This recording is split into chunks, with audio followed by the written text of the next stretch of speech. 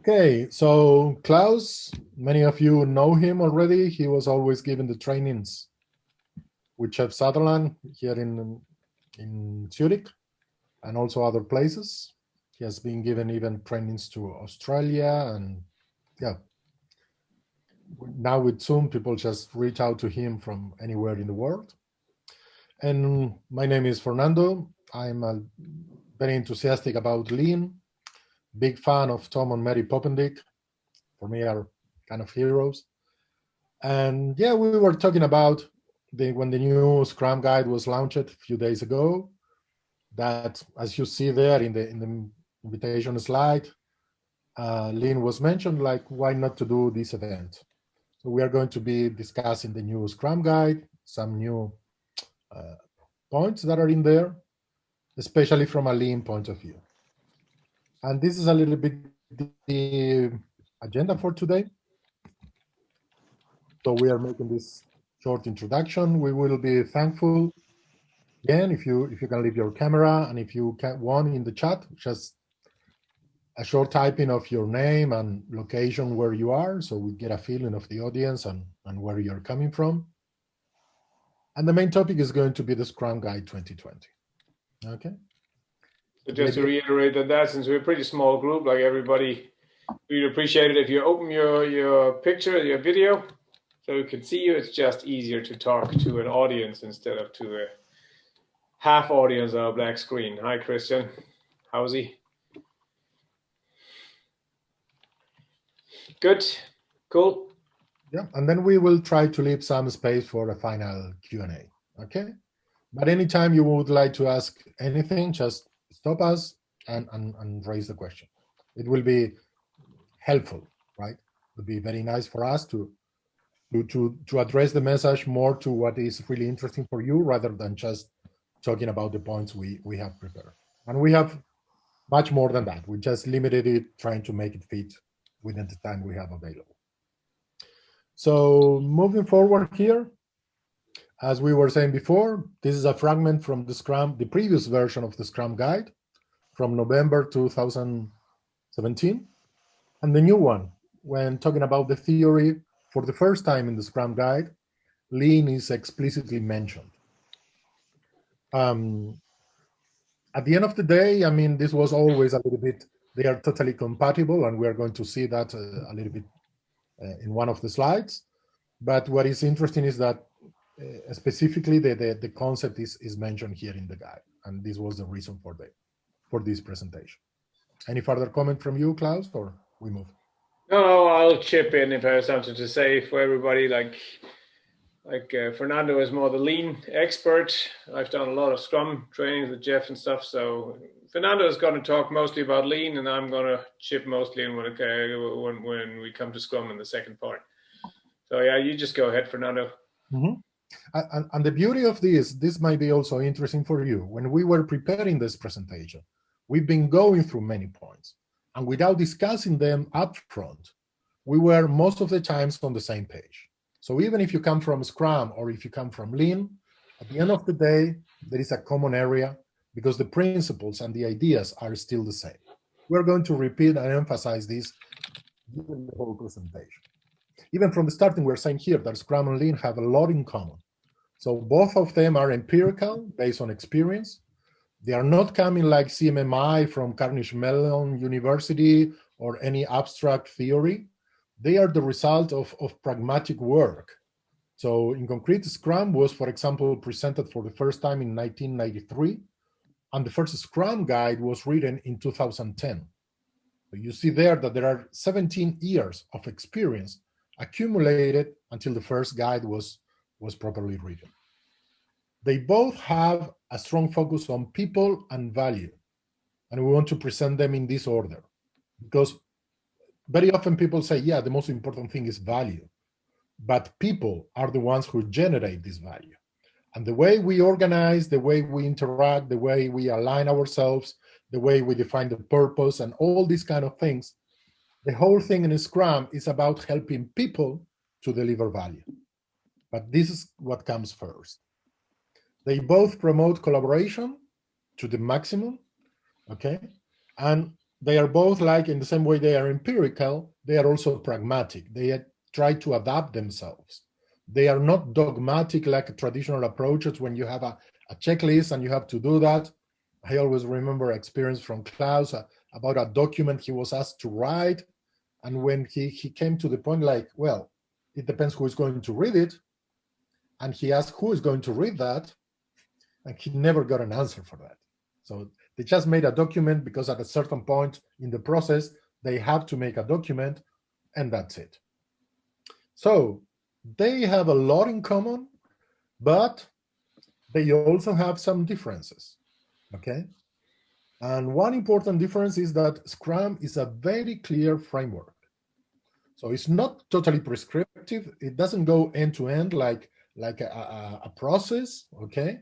It leaves a lot of empty space to be filled out by other things, and we are also going to see that.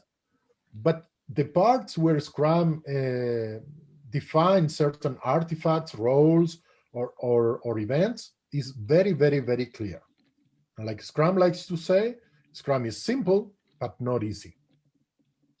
On the other side, Lean is much more fluffy. It's not so precisely defined.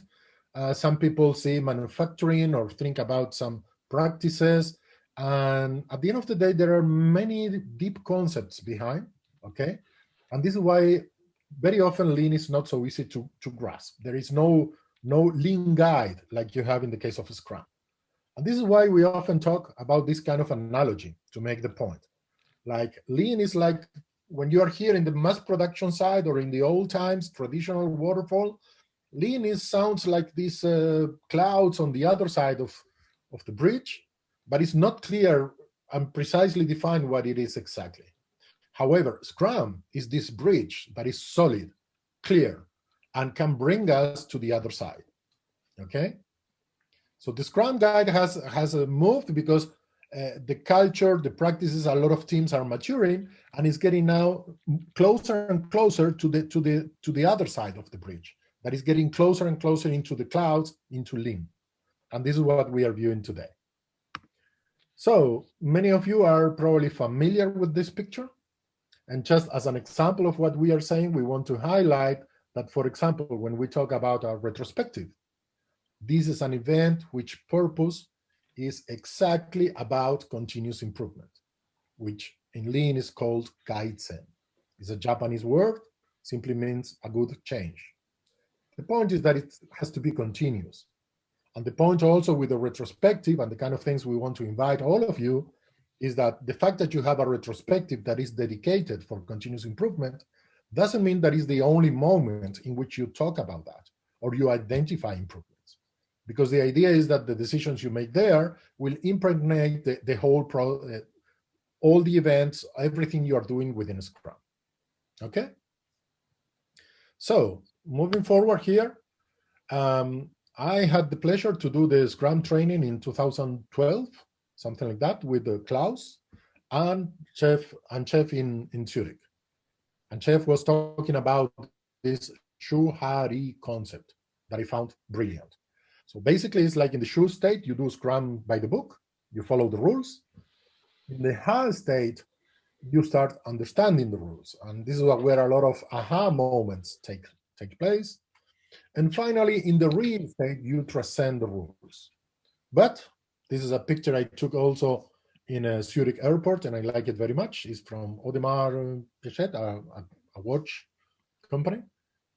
But says that in order to break the rules, you must first master them.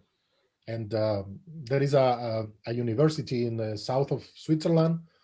There is a professor before he was working at Credit Suisse, and he often invites me to give a talk about Lean and Scrum at the end of the year.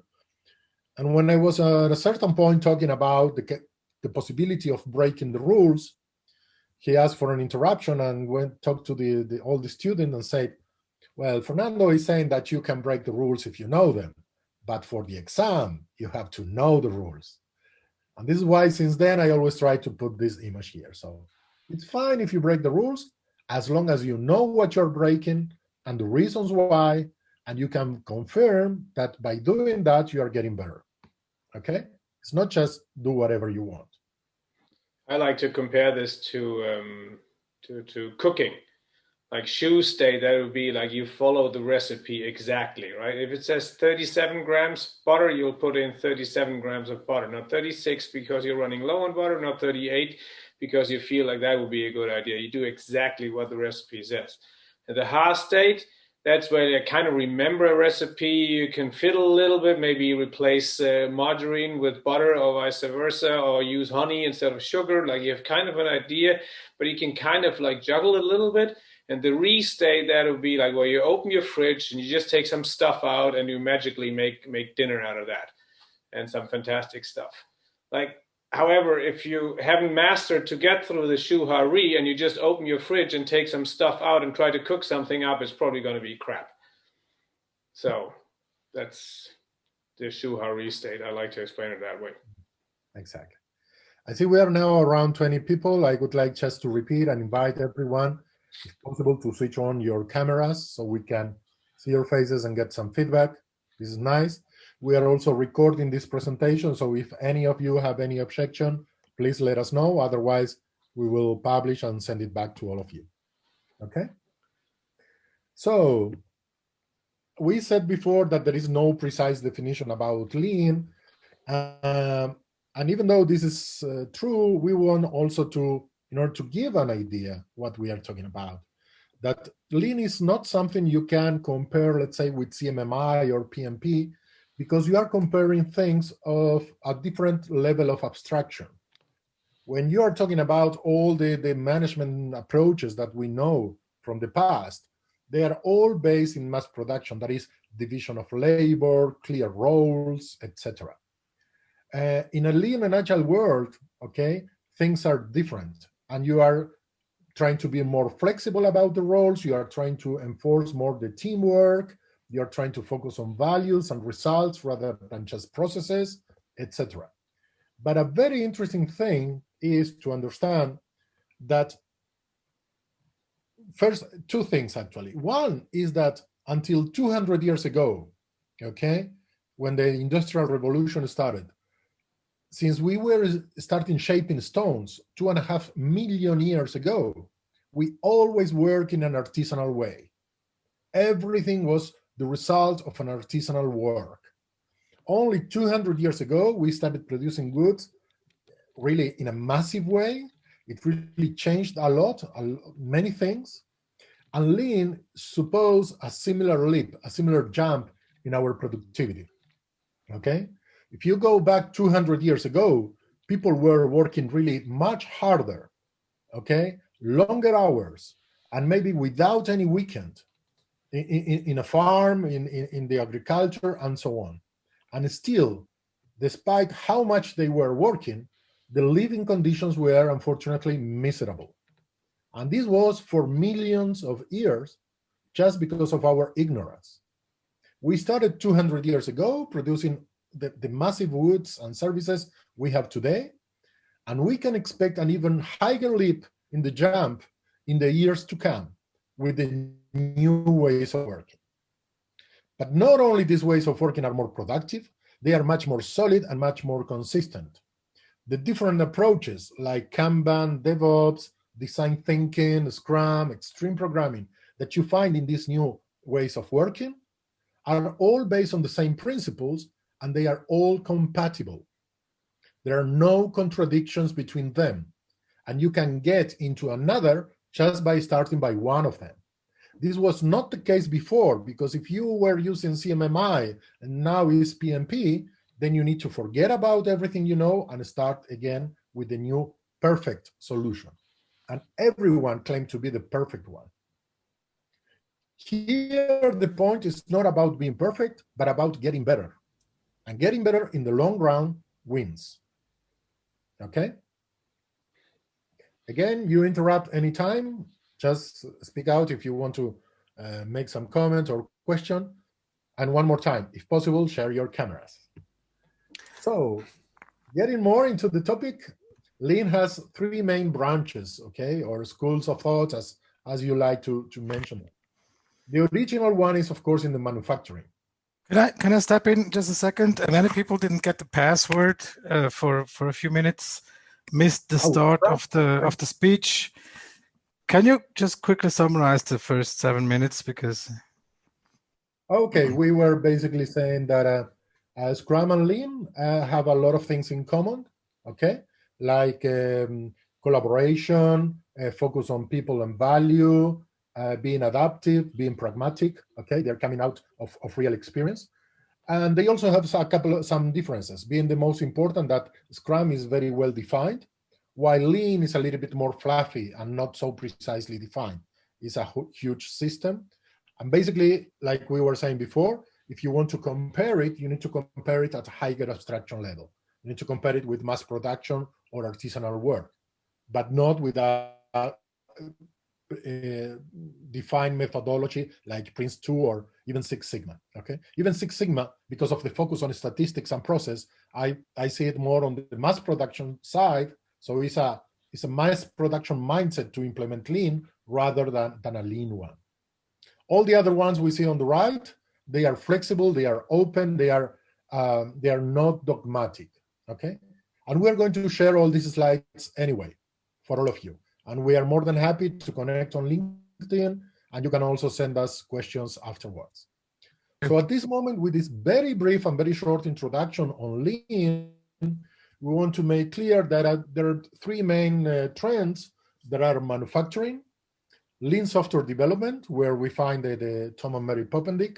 They translated in this book we are viewing here in the middle, all principles from manufacturing to software development. And of course, the famous Lean Startup from Eric Ries that applies to companies, to startup organizations, all these kind of things. So these are the three main areas, and each of them have different principles or explain Lean in different ways, which are totally compatible. Okay, there's nothing wrong with one or another. They simply put emphasis on different aspects. And for this presentation, we have chosen these 8 aspects or principles that we took from the site from Tom and Mary Poppendick, poppendick.com, simple. We're going to expand on each of them about some sub-items, and we're going to start making the connection between these items and the Scrum Guide, highlighting especially those parts of the guide that are new in 2020. So, eliminate waste. This is one of the core and maybe the most known principles on Lean. And I always say, if I have an old piece of paper or something like this that is waste, then it's clear that I have to throw it away. I put it away and put it in a bin or whatever. But what is really interesting is that from a very pure point of view, waste is everything that you don't have a customer willing to pay for. And this can be a little bit challenging in some situations. But this is why Lean fits very nicely when you are doing incremental delivery. Because when we say that waste is everything that you don't have a customer willing to pay for, it means that work in progress is waste. And the natural question is, wait a second, if work in progress is waste, how can I get anything done without having work in progress? And the point is, you never get totally rid of waste. We live in a world that is full of waste and full of wasteful activities. That's why we can be in the next years having a huge jump in our productivity because we learn to focus in those things that really matter. But the way that this aligns with the Scrum and any agile approach is that in order to reduce waste, what you do is an incremental delivery. You don't make a big bang that you have all the system as work in progress that has never hit production or was never seen by any user. So you try to cut small slices, ship them fast, let them flow through the system and get ready. And this is how you reduce waste. You never eliminate it completely, okay? Last year in Bayer, some people were saying like, but wait a second, what about a regulation?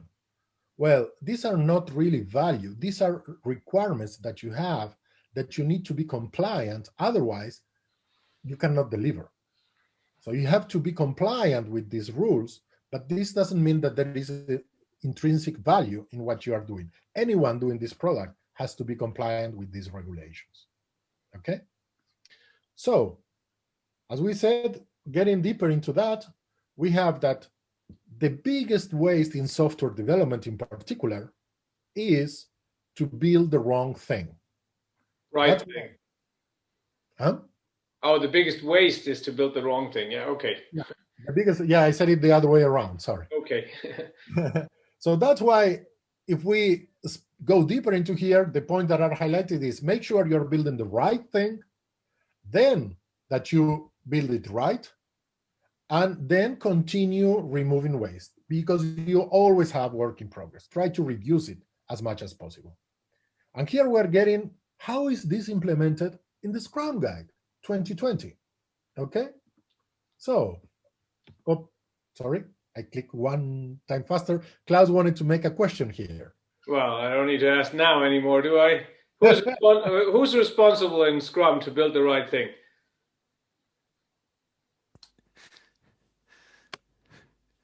The product owner. Exactly, the product owner, right? And what do we also call that, the right thing? We call that effectiveness, right? To build the right things. But that's only half of the equation. So you can click on there, yeah, product owner. And who's responsible for the building the thing right? The developers and the Scrum Master. And notice here, now, so I mean, I assume not everybody of you has read the new Scrum Guide. So I will, as I talk about this, I'll also tell you some of the new things in the Scrum Guide. One is that there's no longer a development team. So that's a big chunk to take in. There's lots of people that don't like that change, but that's what's happened, and I understand the change that Ken and Jeff made there. The problem that we saw in many teams is like that you had a team within a team, and that became a us and them thing, like the development team against the product owner. It was almost seen like two different entities that were fighting each other, or were supposed to be like against each other, like you pull and we push, or vice versa. So they've taken and there was lots of confusion when you just talked about the team. What do you mean, the Scrum team or the development team? It was really annoying, actually. So they've taken that away. There's no development team anymore. There's just developers. And they've also taken away the word roles. So in some contexts they're still using, but not in the Scrum Guide. Like the product owner and the Scrum Master, they're not considered roles anymore, but accountabilities. And I need to do a little bit of research myself, so I'll just mention it here. The difference, does anybody know the difference between an accountability and responsibility? Yes, it's blame.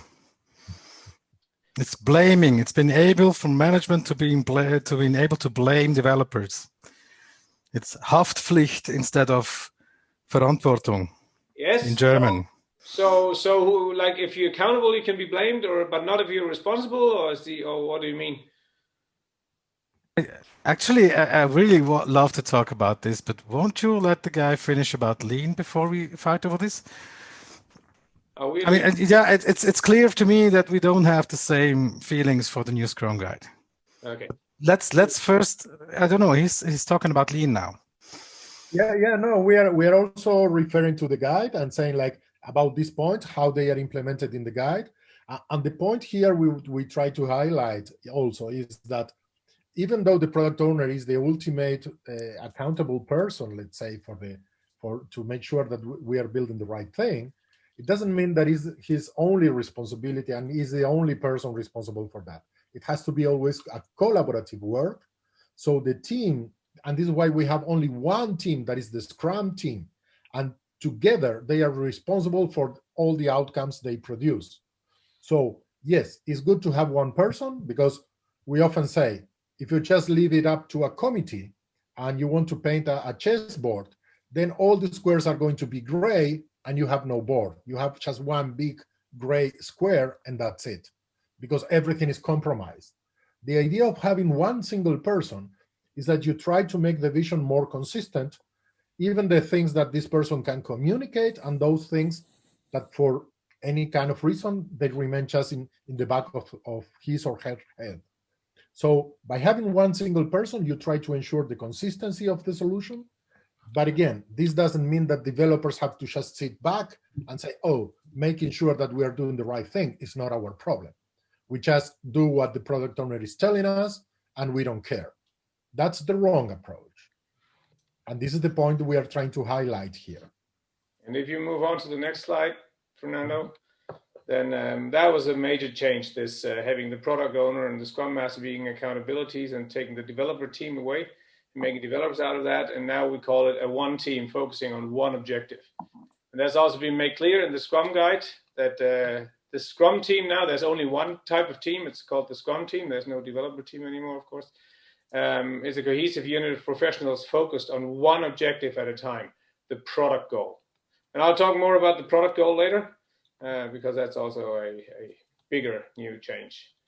There's another way we reduce WIP, so work in progress. That's also next, Fernando. Yep. It's the usable increment. So to deliver a usable increment, and it says in the new Scrum Guide, in order to provide value, the increment must be usable. That's also new in the new Scrum Guide. And we find it quite interesting, this focus on usable. I mean, not many things that are new in the Scrum Guide, like in the Scrum Guide, were taught differently before. They were taught like that in most Scrum courses by most trainers, but it's being made more explicit now. It is also, of course, the Scrum Guide is also the basis, the changes are basis from feedback from many trainers, both from Scrum.org, from Scrum Inc. and the Scrum Alliance. Mm-hmm. So this, like focusing on the usability, as Fernando said earlier, like everything is waste as long as it's work in progress. So if you want to limit your work in progress, that's the same as focusing on providing value and usable increments. Yeah. I see a comment here in the chat asking about Prince 2 and Agile together, because there are some approaches in that sense. I'm not an expert in Prince 2. Maybe you want to comment here, Klaus? I think you know it a little bit more. Or? Well, I'm certainly not an expert on Prince 2 either, but I think the slide that you showed earlier, it kind of wraps it up, saying like, so we would have to talk about complicated and complex, right? No, not that far back. No, I know. This one, yeah. Sorry. One back. Yeah, that one. So if we talk about this mass production, that assumes that we are in a complicated world in the sense of like, if we do enough analysis, we know enough about the system, so we can make a fail-safe plan, then execute the plan, then roll out whatever product it is, whether it's a physical product, a software, or a service we're providing, whatever it is, right? Then we roll that out and done. And what Fernando was saying with the mass production, there's Prince 2, CMMI, PMI. In that world, we talk about good or even best practices, like in the ordered world. Those of you who know the Cynefin framework, we are in the ordered world. We talk about good and best practices. So each of these methods claim that this is the way you want to do it. And maybe I'm exaggerating a little bit, right? But basically what it comes down to is they're saying like, this is the way to do it. Not any other way, but this is the way to do it. And that is correct in a complicated world. However, the world is getting more and more complex. And you can see like tons of this, what's his name again? Forget it. I'll find the link afterwards. But there's like lots of talks and you know, because Dave Snowden, is it time to the right time to ask questions, or do you want them at the end? Yes, we said that at the beginning. Yes, I wasn't there at the beginning. Sorry. Yes. So if you had been there, you would have known that we said we want this to be interactive. So we want. Okay, so I think it's a common misconception that the conveyor belt was a way to deal with only complicated things. There had to be a evolution of 30, 40 years to get from complex to complicated, and ease it away with conveyor belts. It's not true. Building cars is more complex than building software. That's not. They just have 100 years more experience. It's a lie if you tell the people that was a complicated thing and software now is complex and then we deal differently with it. That's true. That's not true. We disagree then. It depends on what you mean by building cars. If you mean like creating a new car, or if you mean production. If it's production, then we certainly disagree. But then we'll just leave it at that. I'll give my view. I mean, let's leave it to the end. Cool. It helps. So, and what Fernando was trying to say is with the lean agile is like, that's more in a complex world. We talk about emerging practices. We don't talk about best or good practices, even just emerging practices, and they're more combinable. I personally don't think you'll be able to successfully combine something like Prince2 and Agile or Scrum or Kanban, anything like that. I agree on that. I mean, in my opinion, what I've seen from Prince2, from Six Sigma, from PMI, is that they try to relaunch themselves. For example, now you don't hear about Six Sigma, you hear about Lean Six Sigma. And you don't hear about PMI or PMPs. It's like Agile PMI or Agile PMP. So they are kind of adapting certain things. The problem with that is that specifically, if you go there in the concepts, they are all being based in division of labor, clear roles, clear responsibilities, so you know who to blame, etc. In the other approaches, you try to favor teamwork. So the responsibility is more at team level, and how the teams organize and distributes the work internally, it's up to the team. I often tend to say that the team for future organizations is going to be like the family for the society. Maybe you've heard sometimes like the family is the basic cell of the society. Well, the team is going to be the basic cell of the organizations. And trying to fragment that, trying to see people as resources. And when you have a good team, trying to think that you can just send the members to other teams, and then this good knowledge that you have in a winning team is going to be spread, is wrong.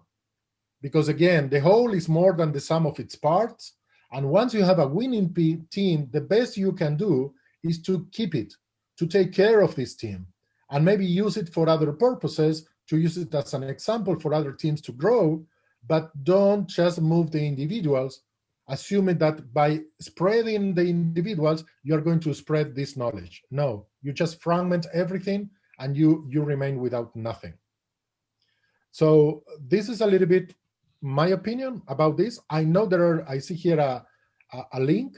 We will have a look at this about Prince2 and Agile. But again, there are also like Lean Six Sigma and Agile PMI, but these are all things that, are, in my opinion, are originally based in different values, different principles, different approaches. Again, I mention always division of labor and clear roles, because this is kind of a master thing. I mean, I often go to a company, and when they start talking about some initiatives, and they say, okay, who is going to do that? Who is going to be the responsible person? And very often when they try to become more agile, they say, okay, who is the person that is going to take care of that? And it's not one individual. It's not one agile center that is going to make the whole organization agile. It's for the whole organization a challenge, and for all individuals in the organization, something that they need to aim for. And the only thing you can do, you only know what works afterwards. And this is a nice distinction that I like between complex and complicated. Mm-hmm. Complicated is, yeah, you can have many dependencies, but you know that if you do A, then afterward is going to be B. And maybe it could be a big chain reaction and maybe a very complicated thing. But if you know all the input variables, you can determine what the output is going to be. In a complex environment, you only know what happens afterwards. You only know what works afterwards. An example that I often put is the following. This year, 2020, SpaceX have sent a manned spacecraft for the first time to the International Space Station. That's complicated.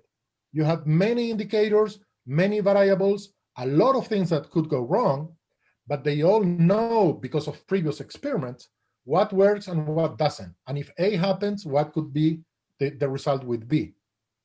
On the other side, making a vaccine for the COVID-19, that's complex. You only know that the vaccine works after you have found it. You cannot plan for that. The traditional mindset of a complicated world and perfect planning to find a vaccine for the COVID-19 would have been to say, okay, why do we want to have multiple experiments running in parallel? That's a waste of resources. let's show them all together, applying economies of scale, and make it the one world big organization for the COVID vaccine. The result would be a hyper-bureaucratic organization, nothing will move forward, and we would still be waiting for a vaccine for many, many years. Do you understand this example? Is that clear? Anybody has a comment or question? I do understand. I contradict, but I would like to discuss it at the end of the speech. Okay. Let's do Okay. that. That's totally fair.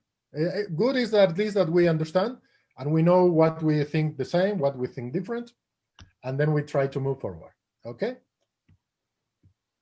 So we were here talking about from Lean and what were the points in the guide, and we came up to here. Okay, Klaus? Yep. So next point from a Lean point of view is optimize the whole as opposite to local optimizations. In the past, the idea was that you need to optimize every single step. And this is where Goldratt, with his book, The Goal, he made clear that if you don't optimize the bottleneck or the weakest link, you are not optimizing anything. So only when you make an optimization in your bottleneck, you're having an overall impact. And then it's a real improvement. Otherwise, there's no real change. So for this, you need to appreciate the whole. You need to clarify the purpose. And this is something we will insist a lot, because it's not just being productive doing something. We all need to understand why we are doing the things. And you also have to think long-term, because it's not about a solution for today and a problem for tomorrow. And then we are going to connect this with the Scrum Guide. So what we saw a lot is like a lot of like more beginner teams, admittedly, but teams focusing not so much on the long-term goal, but on just the next sprint. And it did raise a lot of question, like what are we going to do long-term? And they try to rectify that in the new Scrum Guide by emphasizing the why a lot more. Like, why are we doing this? So clarifying the purpose. And it's clearly in the sprint backlog, like we talk about the sprint goal, and it says why there. And topic 1 in the sprint planning, now they have 3 topics in the sprint planning. And topic 1 is like, why do we do this sprint? And the goal of that topic in the sprint planning is to clarify the goal, the sprint goal. And basically it has changed quite a bit there. Like what you used to in the old Scrum Guide is that the product owner like fills in, asks, what's your capacity, dear team, development team, which we don't have, dear developers, what's your capacity? And then he fills in, right? And now it's actually, it stops a little bit earlier from the product owner's point of view. He defines the why, like what are we overall planning with the next sprint? Why are we doing the next sprint? Or you could turn it the other way around. What's the consequence if we don't do the next sprint? And then the team collaboratively, or the developers and the Scrum Master and the product owner collaboratively select the stories or the product backlog items that best, in their view, in their collaborative view, the best implement that sprint goal. So there's a long-term focus there and clarifying the purpose. Okay. Yeah, next. So you could also say the product goal. So this was the sprint goal I just talked about, like the even more long-term view is the product goal. The product goal obviously describes the future state. I know there were discussions whether they should call it product vision, but basically product goal is a little bit shorter. I could imagine that in the next Scrum Guide, we'll also have a vision, a product vision. But product goal, you can see it as like a little bit shorter steps, but a line of product goals will lead to the vision, right? So you can still phrase a vision as a product owner, and of course you can always do that, and you could do that before. I didn't mean to say like you can still. Of course, like you probably still should have a vision, but product goals is a little bit shorter, but certainly much longer than just a sprint goal. So that serves as a target for the Scrum team that they can plan against, and it brings that more in, and it's a long-term objective. Yeah.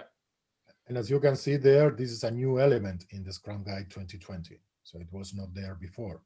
So there was added So they still have this 3-5-3 numbers. Like now the roles are called accountability. So you still have the product owner, the scrum master, and now the developers as the so-called accountabilities. You have the 5 events. They are the exact same as before. And you have 3 artifacts. And the artifacts are still the product backlog, the sprint backlog, and the increment. They've added 3 commitments to these 3 artifacts. And the commitment of the artifact product backlog is the product goal. The commitment of the sprint backlog, that artifact, is the sprint goal. And the commitment of the increment is the definition of done. So all, like except product goal is completely new. Again, you probably will have had something similar in your Scrum implementation before as well, but that's completely new. The 2 other, sprint goal and definition of done, you even had in the old Scrum guide, but they've kind of been upgraded to at least a second-class citizen now, I would call it. I like very much when like you said, Klaus, that all these changes in the guide, they do not mean that Scrum is different. It was always supposed to be like that. It was just not explained so precisely in this way, or not so clearly in this way. They were maybe emphasizing other points that in the past were necessary for the teams to start getting, to start moving forward. As of today, based on the experience, the results, and the flaws that they have observed all around the world, they saw that sometimes making explicit that we are not building something in order to build something. We are building something for a purpose. Well, let's make it explicit and clear so we all know what we are here for. Okay. I would like to jump in here. Nobody loves a product goal more than I would. That's the perfect thing to do. Just define what it is, then everybody pulls on the same strings. What I don't like about this is that actually it's not just a commitment, it's another artifact, right? Everything that they say is a commitment to a used to be artifact is another artifact, where we learned 2002 from Ken Schwaber in the first book, Scrum is so easy. We only have 3 artifacts, only 3 meetings, and everything works fine, and only 3 roles. And now we have a lot of these definitions that nobody needs, right? Good people work that way anyway. Why do we need Jeff Sutherland to tell us what a long-term goal is or what a short-term goal is? I don't understand. I agree with you that good people don't need this kind of clarification. Okay, but then if you need to introduce that to new people, why do you make the new Scrum guide less prescriptive? The new people wouldn't understand what you do in EJB3 if you haven't learned EJB2. You know, that's the problem. Danilo, 2 comments. First, regarding what you were saying at the beginning about the number of artifacts. The artifacts, I think Klaus explained it very well. They remain being the same 3 ones: product backlog, sprint backlog, and product increment. These are just additional precisions that a product backlog is expected to have a product goal as part of the definition of this product backlog. In the same way that the sprint used to have a sprint goal and the increment has a definition of done. So the artifacts are still 3. I agree with you, however, that for many people who have experience, who really grasp the spirit behind Scrum, who really understood the intentions behind and are doing Scrum in the right way, there is absolutely no difference between the old guide and the new guide. The reason for the changes, or trying to explain it better, is not because of the good teams, it's to help the not so good teams that were just blindly following the Scrum guide without paying attention to these aspects. And I'm happy, like you said, you are the one who loved the fact of having a product goal. But many teams that were not so good, they were forgetting this aspect. And that's why they said, let's put it in the Scrum guide, which, by the way, is less prescriptive. It reduced the number of pages from 20 to 13, and it leaves much more space for people to really develop and grow themselves when they do things in the right way. I think the length of the document does not define the size of Okay. prescriptivity. I mean, you have more accountability in it, so it's more prescriptive. So, but yes, let's do this conversation at the end of your talk. Yeah. So I also want to chip in on this. Scrum is supposed to be a framework and not a prescription. It's not supposed to be a recipe like certain other tools that call themselves framework. They're more like recipes. Do exactly as we tell you, and you'll be successful, right? And it alludes to cargo cults, and I'm not going to explain what cargo cult is. Look it up on Wikipedia. But it's copying like other people's way of doing things without understanding them, and then hoping that you get the same results, right? And that's not what Scrum is. Scrum is a framework. And this framework says, like, if you don't have a product goal, then there's a good chance that you will miss the long-term view. That's all it says. And if you miss the long-term view, then there's a good chance that you'll create waste within sprints because you do work that you have to do rework afterwards because you weren't headed for the long term. I know that you mean well, Klaus, but Scrum is not a framework. Scrum is a method. No, it's not. It is. Well, okay, we can argue, but... Danilo, I think we have to leave that to Jeff and Ken to define what Scrum is and not to Danilo. I don't think we need to give two very old people the right to tell us what to do. We are very able to do so ourselves. We are an open source community. But yes. Let's leave some discussion to the end also, okay? Yeah. I heard, Danilo, that you're very interested in Lean. I'm pasting here in the chat a link to I call it Lean Trilogy. There are 3 videos on Lean, okay? And there you see the order. Each of them is about 10 minutes. Happy if you have any feedback about them another day. I mean, you will not see them during this presentation. But just have a look at them. Welcome anyone who wants to see them. And just, let us, Klaus and myself, contact us on LinkedIn. Given the names, you find us easy. So just connect with us and let us know what you think about all this. We are happy to have these conversations. And I think it's good. It's good to have different opinions, different points of view. That's the way we make the concepts more solid and refine themselves. So we are moving forward here to the next point, that is about build quality in. Okay. And the idea here is that, comes together with a test-driven development. The idea is you don't just build, and make all the testing at the end.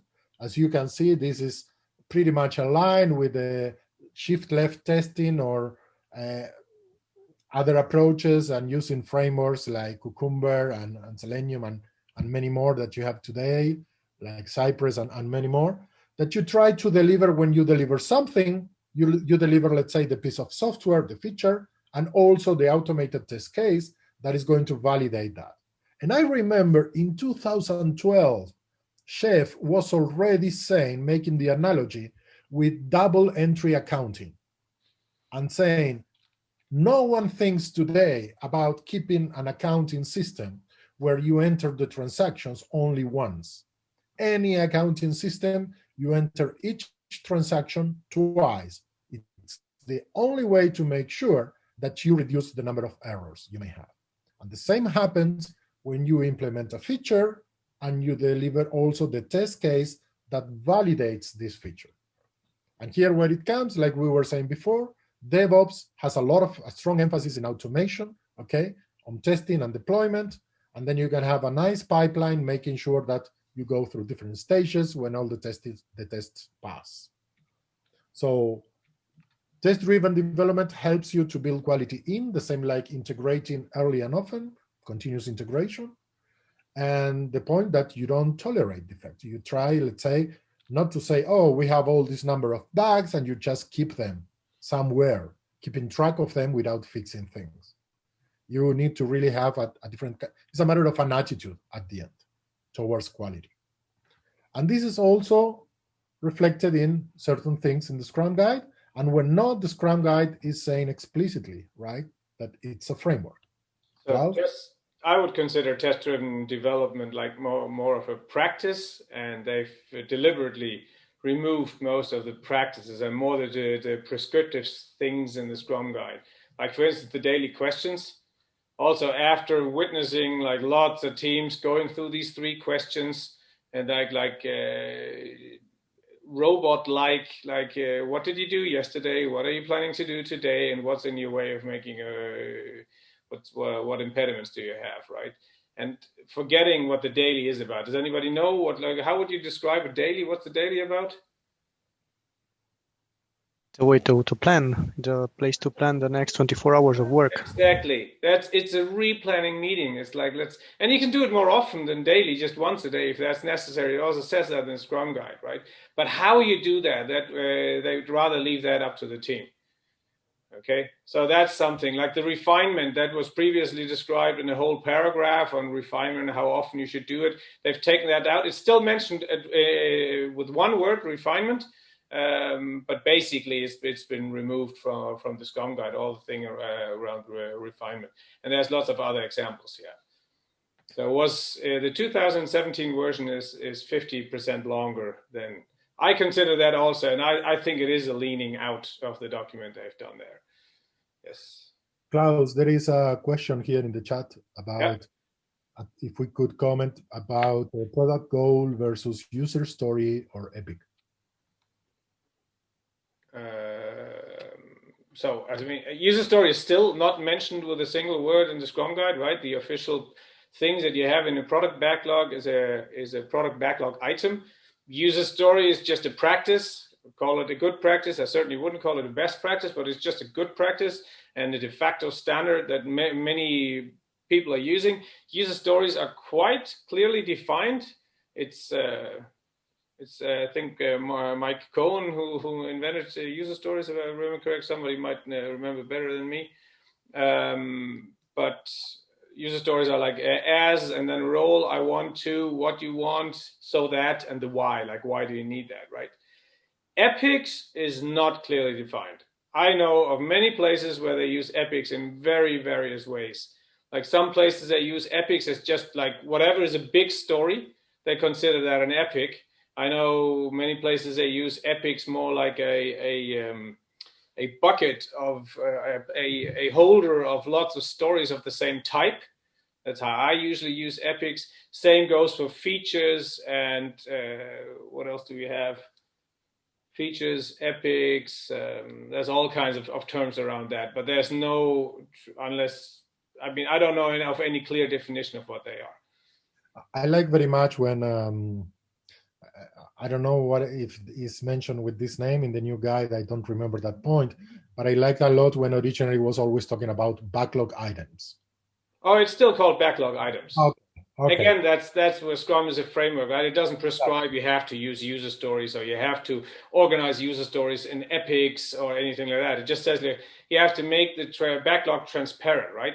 And then we need to discuss what does transparent mean, what does visible mean, because it's not the same, etc. Like there's lots of discussion, lots of holes you need to fill in with Scrum. I often try to tell people that backlog items simply can have different levels of granularity. And yeah, in Jira you have maybe task or you have other things. You can define your own. And I always say that it's kind of for those of you who are familiar with the data modeling or databases, it's like if you have a backlog item and you have a self relationship. Similar like when you have a people and then you have is parent of, and then you can continue indefinitely upwards or downwards. So you can have multiple levels, and this is not really a major thing. The point is that in general, when you talk about user stories, it's a small piece of work, clear enough so the team can, without any ambiguity, understand it and deliver it almost without the need of coming back to the product owner for questions. Of course, this is always allowed, but every time you need to discuss too much about a user story that was taken into the sprint, and you need to clarify too many things afterwards, that's a smell that maybe the grooming could have been done better. The problem with user stories is that they have been misused for years or decades already to justify automation in testing. And that is wrong, right? If you found a bug and you fixed it, it will never come back if you are able to deal with Git normally. It's like when you break your arm, it never breaks at the same place again. So if you have found a bug in manual testing, there is no reason why you should automate it, because we'll never find a problem again. Well, very respectfully, Danilo. I saw your comment here about DevOps, and I love it. I'm a big fan of automation, and I have experience. No, automation is super, but don't automate manual testing. No, unit testing is about something completely different than doing what a manual tester did and found something and automate it, right? But what I can tell you is only consumes electrical power and makes Greta cry. Right? I've seen more than once. Large projects or programs that without automation, they were having one bug, fix it, second bug, fix it, third bug, and when they were fixing the fourth or the fifth, the first one was coming up again. So this idea that you don't break your arm twice on the same place in software, well, I have seen that more than once. Yeah, but that's because the people don't get the notion of proper programming, right? Proper programming starts with TDD. If you do TDD, you don't need all that stuff. Well, but here I want to highlight one lean point. Yes, let's move on. Can we stop this? Yeah. But just one short thing. One important point in lean: you don't expect people to be the problem. You try to define a system, a way of working that despite the people, it works. Of course, it's not perfect. You can always put monkeys and break everything, blow everything up. But if you have a reasonable group of people with enough skills in order to produce something well, you try always to see the whole thing, to see the dynamics, to see the system, and to do a systemic approach to improve things, and don't say that, oh, this happened because X, Y, or Z people, they didn't do what they should have done. This is, in Lean, is called pokayoke, in case it helps. And the idea is related to the point we are discussing now about build quality in, and your processes and your products have to be error-proof. This is a design. Yeah, I'm pretty sure we can agree on most of that topic. Okay. It's only details. Please proceed. Okay, thanks. But nevertheless, Danilo, let's just keep it for the end. These kind of discussions are good, are valid, are profound. So we are moving now into integrate early and often. About we see in like, and I hope every good Scrum team has done this always in the past. Like not waited till the end to release value, right? If they finish a user story after 2 days into the sprint, there's absolutely no reason to wait for 13 days until the end of like working days at the end of their 3-week sprint, for instance. But again, we've seen many teams handle the review exactly as that, or the end of the sprint exactly as that, as a gate for releasing value. But if we can release it earlier, then we by all means want to do that. And they've leaned out the Scrum Guide in the same way by making that more explicit, by not talking about the increment at the end anymore, but about increments. So that's the collection of all the increments you make during your sprint. And they encourage every Scrum team to release those increments as soon as possible. Okay? And then there's don't tolerate defects. That's mostly related to the definition of done, as I said. And I partly agree with Danilo. In this context, we might as well have called these artifacts. The definition of done, the product, and the sprint goal. We might as well have called them artifacts. I presume that one of the reasons I didn't do that, because then out of the 353, which I like so much, it would have been a 653 or a 356, right? That just doesn't sound as well as a 353. So, yeah, they are called commitments and are associated with an artifact. And the definition of done, of course, is mostly, or to a big extent, about quality. What I would not say is that the definition of done is always about don't tolerate defects. As a matter of fact, I think it's totally okay to tolerate certain defects if you do it consciously. So if you build a tactical solution, like you're planning on mid next year to buy some product off the shelf that isn't finished yet, and you need something that just like keeps you afloat until then, by all means, it's okay to say like, let's focus on having a cheap solution, or let's focus on having a fast solution, or let's focus on having more features, whatever, and then accept certain defects. I mean, as long as they don't hurt you. And you can also reflect that in the definition of done. So it's not exactly don't tolerate any defects, but be conscious about it. Yeah. And again, May I ask a question to Klaus regarding the nomenclature of commitment? Because it appears here, it appears also as one of the values of Scrum. It used to be before in the planning at the team commits, was changed to forecasts. Yes. Now it comes again in a different meaning. What do you think about this nomenclature used here? Yeah. So we all we always set the team commits in the sprint planning. I know they changed it like from one of the first versions where it was like they commit, but that what they said there was they commit to doing the stuff. So that would be like fixed scope again, right? At the beginning of the sprint, they would commit to like we'll get these stories done. Then they changed that to we'll forecast to get these stories done. We still talk about commitment, though, as you said, in the Scrum values, we have commitment. But we're talking about a different thing. It's not commitment towards a fixed scope. It's commitment to do whatever we can, like not working extra hours and like leaving the family alone in the weekend and stuff like that, right?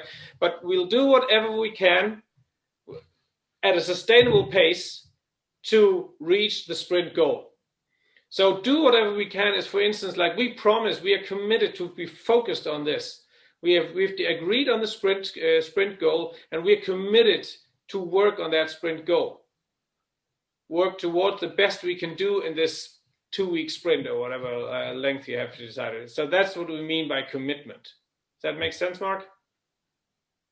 Yes, indeed. It was more about finding the same thing in different places with the same I wasn't word. happy the first time when I saw like the forecast has disappeared. Yeah. Because I really like the change from commitment to forecast. And I've used a lot in my trainings to tell people like forecast is much better. But I do understand what they like now I just make clear that there is the word of commitment, but it's not committed to a fixed scope. It's commitment to like, we will not get ourselves interrupted. If somebody comes and says, oh, could you do this by the way as well? I'm committed as a developer to say like, no, I'm not. I've committed to this sprint goal. If you want something else done, go and talk to the product owner, right? Yeah, that's fine. And look, good teams always did that anyway. So the thing is, and also commitment is not a 4-letter word, right? It's okay, but if you bind people to that, it's a bit of a problem because you leave space for management to torture you if you put it that way as it is put in the new Scrum guide, because you are allowed to actually daily change the scope, but you have one definition of done that used to be an acceptance criteria. Let me say it this way. Per 2 weeks, right? You got that quite wrong. Like, first of all, acceptance criteria is like on it disappeared. There are no acceptance criteria anymore. No, but acceptance criteria, I mean, that's again, it's a practice. Like, put that still on your stories. There's nothing, again, Scrum is a framework. It's not a method that says like, if it doesn't mention acceptance criteria, you're not supposed to put acceptance criteria. If it doesn't say like you have 3 questions in the daily, it doesn't mean you don't ask those 3 questions. If they work for you as a Scrum team, by all means, continue doing that. That is fine, of course, for me and for you, but at the end of the Scrum guide, there is this sentence, you might use only parts of it, but then it's not Scrum. And that is just wrong, right? Because the minute you say that, guide, right? I think it changed, and it says something like, if you don't use it completely, you may not get all the benefits. But I didn't find this is not a Scrum. Yeah, that's the wrong input, right? I mean, if you have the DNA like they want to have us, then you need to allow people to question that the definition of done is completely changed in the first 2 minutes after the planning. Because that is agile. What else it is? But I mean, if you have a definition of done for 2 weeks, that's just 2 weeks waterfall. Danilo, let me remind you that, and all of us, that we said in the beginning, in one of the first slides, that one thing that Lean and Scrum have in common is that they are pragmatic, okay? And they are adaptive. So this is not given like a close recipe that you need to follow to the last comma in all different situations, or to follow blindly. And if you want to find cases where people, by reading this, can do something totally wrong, it doesn't matter what you write, you will always find people that by reading that can do something totally wrong. Now, the point is they are trying to change based on what they see all around the world. And what we are trying to do here is to make a discussion of what could be a good way of reading this and good way of applying that. And in that sense, even though we've been discussing, especially with you, a couple of times, I don't see big differences in what is a good or a bad practice. I think we're pretty much aligned. I do a lot. I do extremely see a lot of difference between the 2017 and the 2020 Scrum Guide, and I'm happy that you let me speak. I mean, if I go to other so-called webinars, you don't get to speak, right? They just present it to you, and thankful I am that you let me speak. But this is not what I expected from the people that wrote the Bible when I was young. I believed in them. Completely not, to be honest. But you have a right point. I mean, you bring the right arguments to be for it. But there are a few things that, for me, are just putting our purpose in danger. We are not trying to say here that the Scrum Guide 2020 is better or worse than the 2017. We are just saying that based on the experience of many teams all around the world, there are some common flows that have been observed. And what we are discussing here is, you can take any Scrum Guide edition that you want. What we are trying to discuss here is, what is the real purpose behind all these elements? So regardless the way that is written, we can all try to apply them in the best possible way. This is the purpose of what we are discussing here. Not to say if the changes are good or bad, because they depend on the audience, they depend on the reality, they depend on the person reading that. What we are trying is to clarify that behind all this writing, behind the artifacts and all these kind of things, for example, why you don't have roles in a development team, or why you don't have a development team like such in this new guide. We are saying in order to promote collaboration, in order to have a commitment at team level, and let the team be self-organized, now it's even called self-managed, in order to decide internally how to achieve this goal. But the responsibility is collective. I sometimes make the analogy like with a football team. You cannot leave the field after a match saying, hey, it was great. I'm playing like number 9 in the front and we scored 2 goals. And then the goalkeeper comes and says, yeah, you've been lucky, but we in the back, we received 3 goals in our case. So we lost, you won, but we lost. It doesn't happen. The whole team wins or loses together. And if they score a goal in the back, it's our overall responsibility, not only the goalkeeper. And when we score a goal, it's not only Messi or only Ronaldo, it's the whole team that made it work.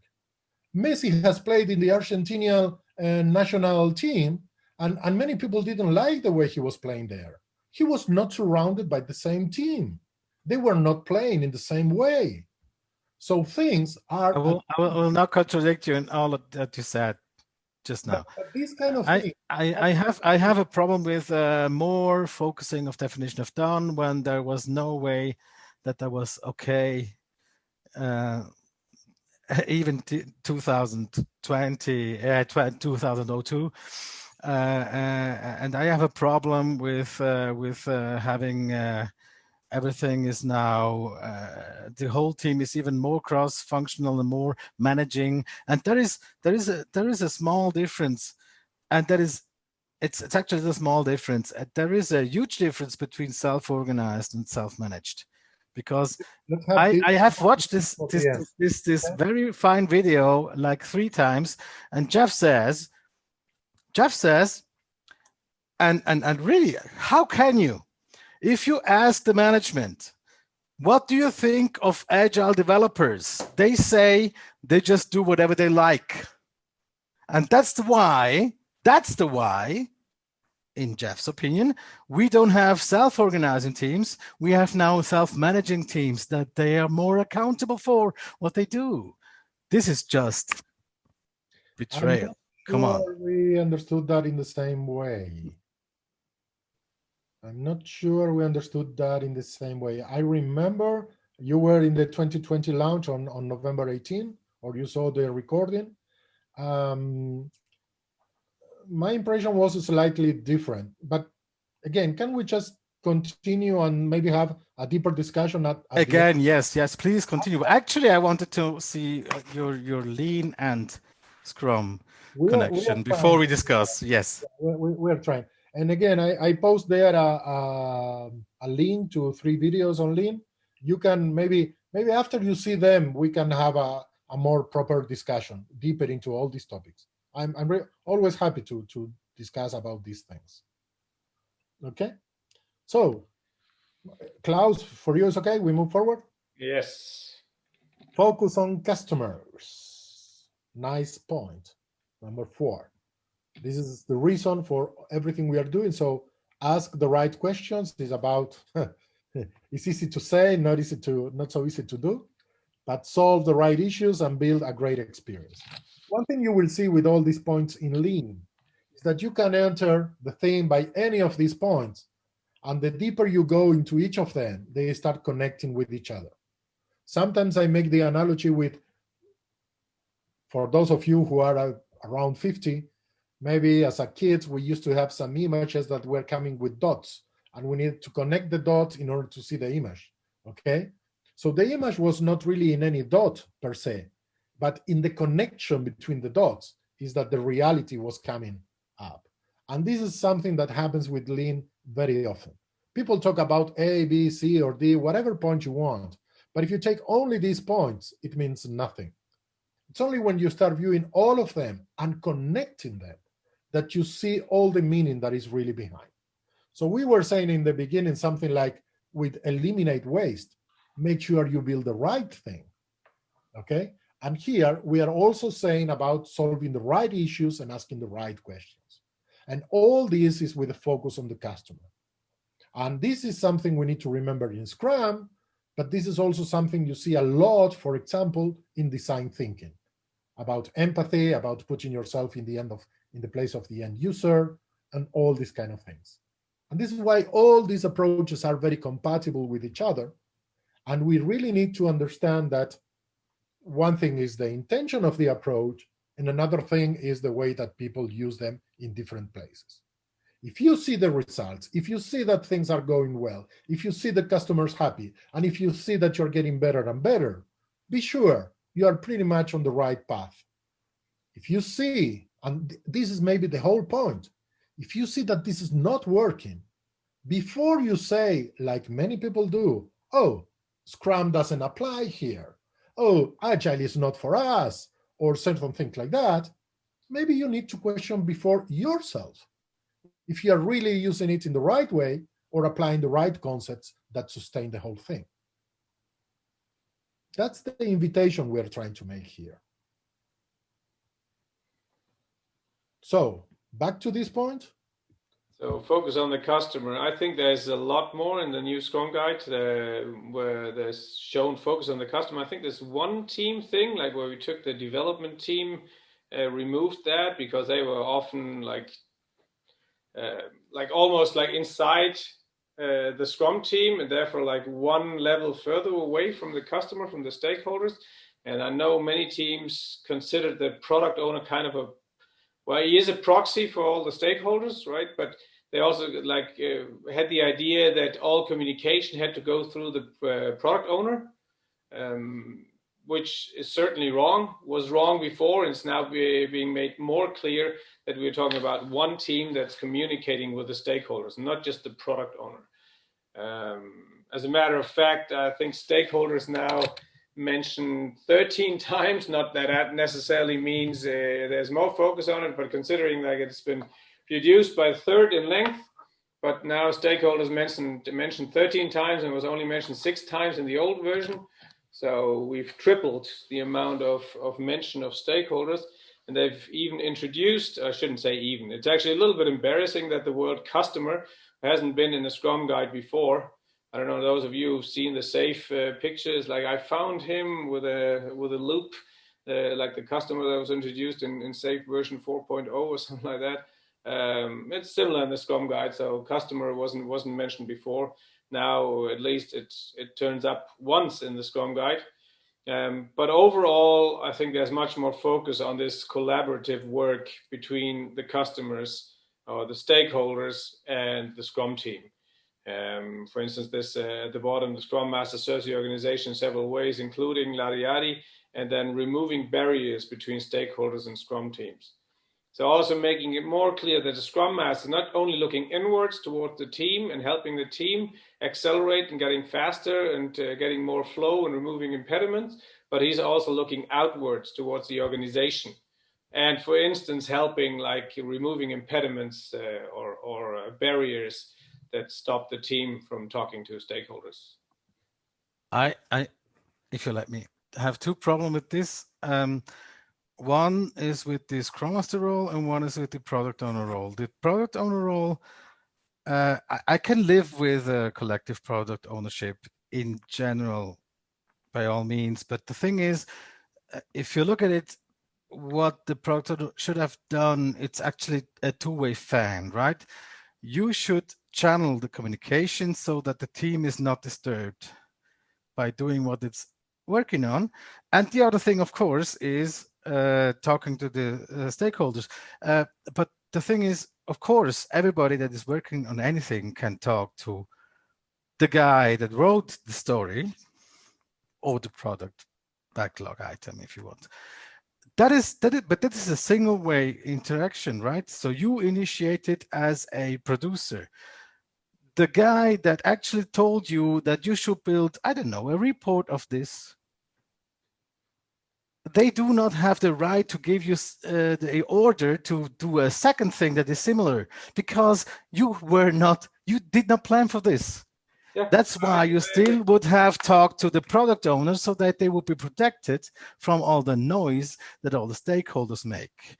And secondly, sorry, if I can finish, the Scrum Master now, if he's now an agile coach instead of a programmer that does a bit talk to the product owner, he loses the, I mean, of course it's not bound to be, but you can be certain that it's going to be an agile coach in future instead of Scrum Master, and that is not okay for me, because for me the principle of technical excellence is first. The Scrum Master is just a team member that just talks more to the product owner than everybody else, and he should, or they should be producing content in the most part of their daily business and not just agile coaching.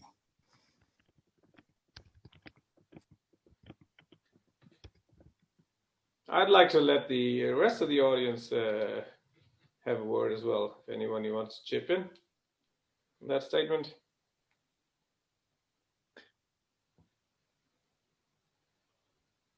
I think you said many things, Danilo, and again, I like your points, but I think sometimes only one of your interventions can take us the full 2 hours.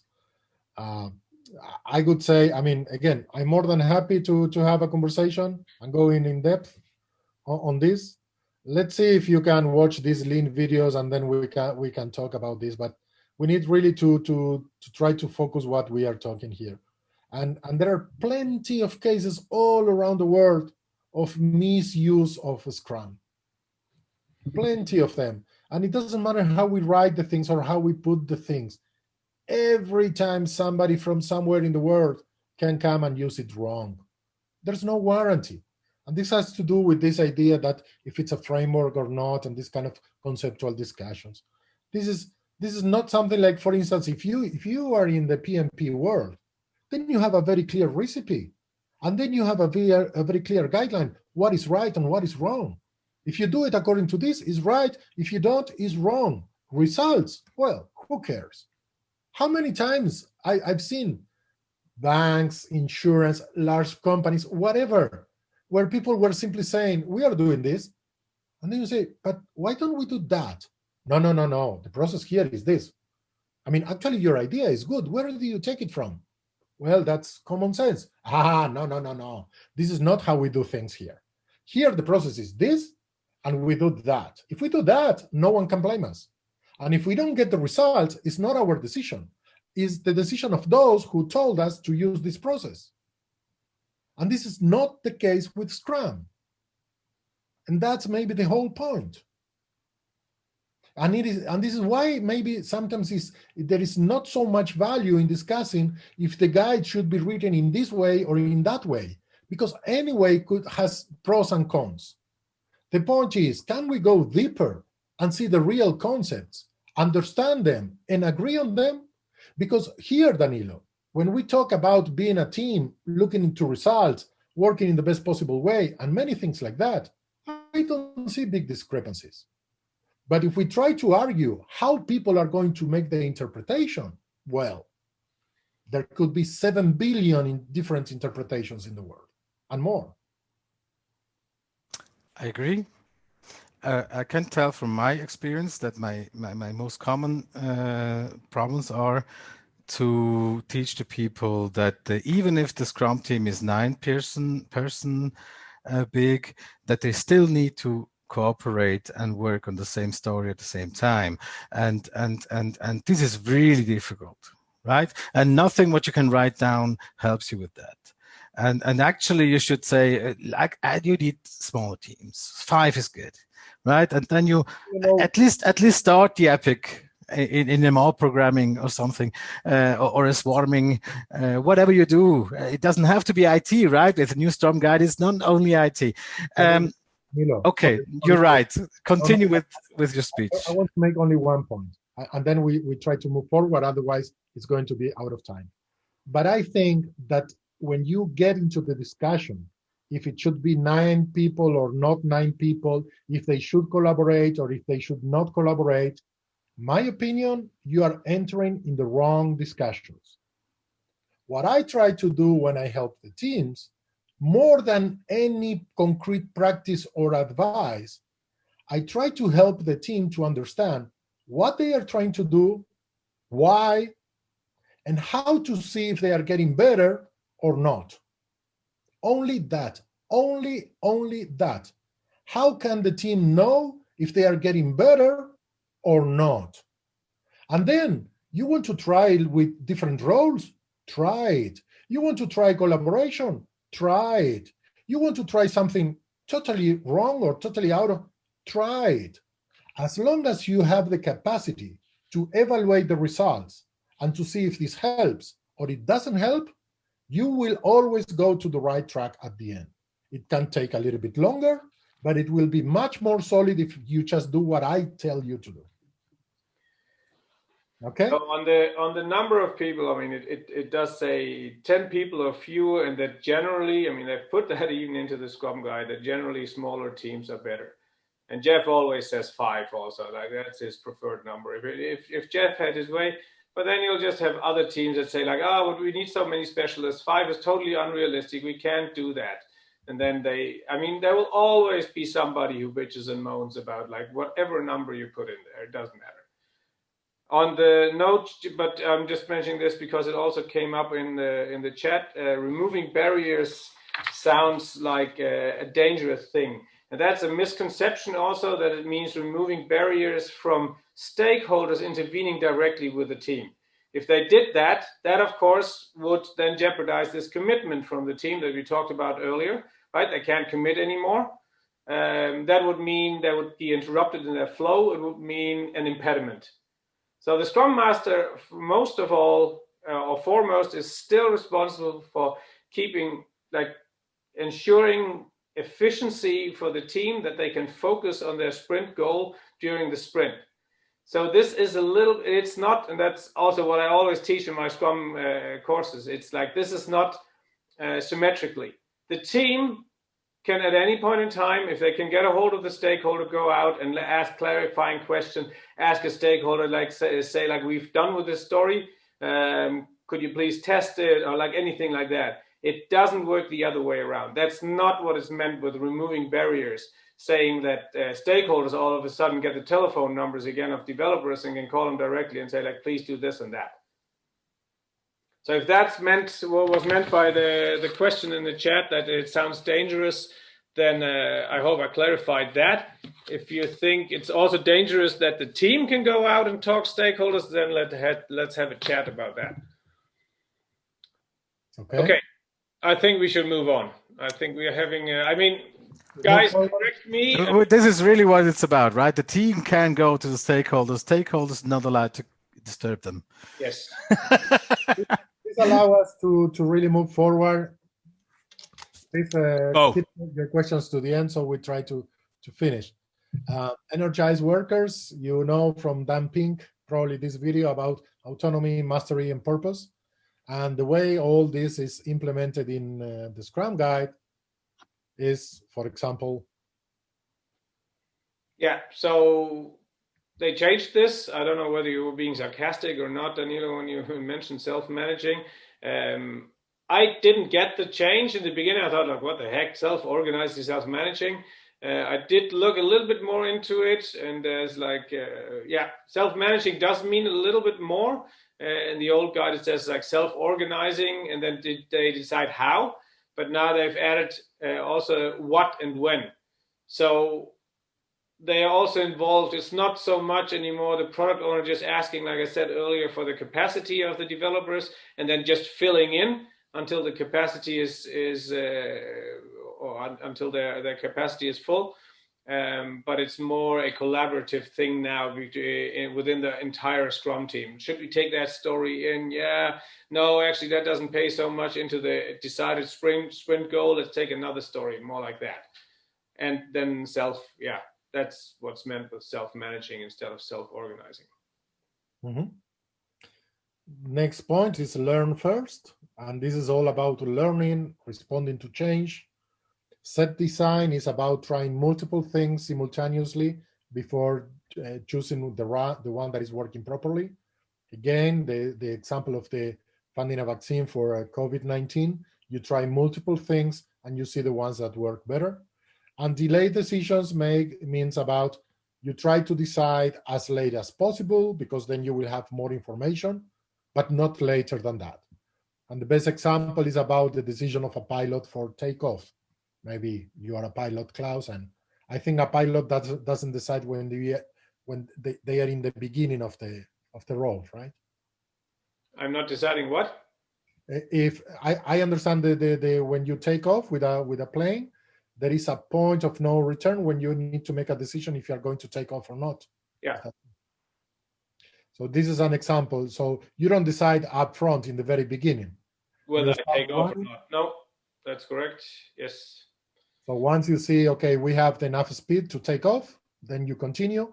And if not, you stop in this moment, because then you still have enough room to brake and to stop the plane. Yeah, otherwise, I learned that the hard way. I actually missed that point and I nearly crashed once in Australia. Anyhow, so responding to change, do you guys like, how would you respond if a customer comes like mid-project and he says like, he suggested change? How do you react?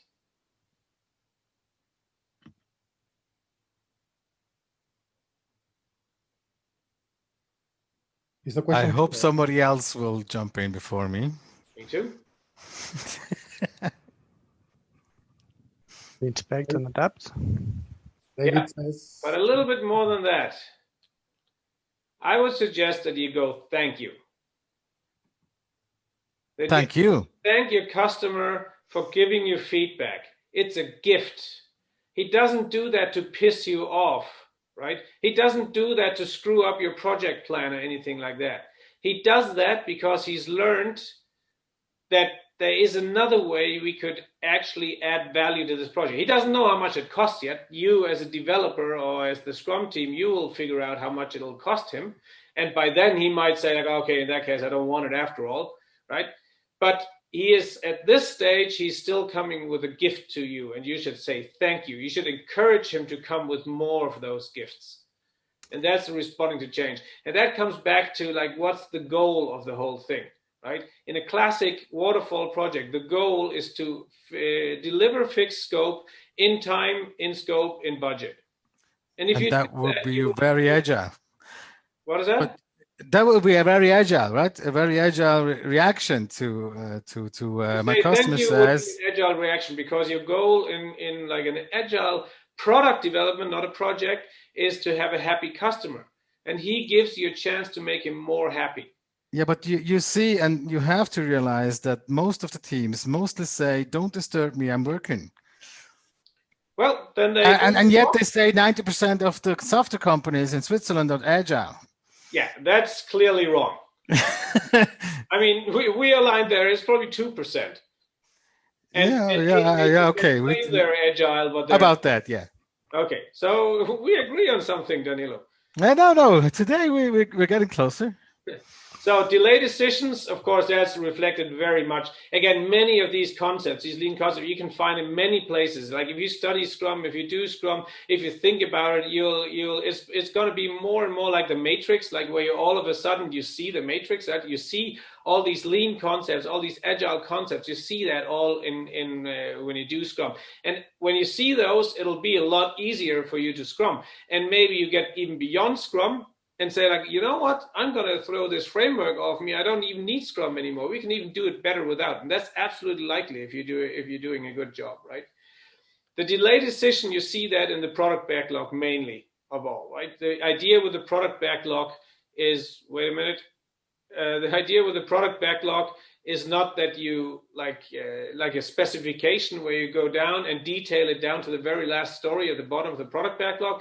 You always only detail as much of the product backlog as you can chew off in the next bite, so the next sprint.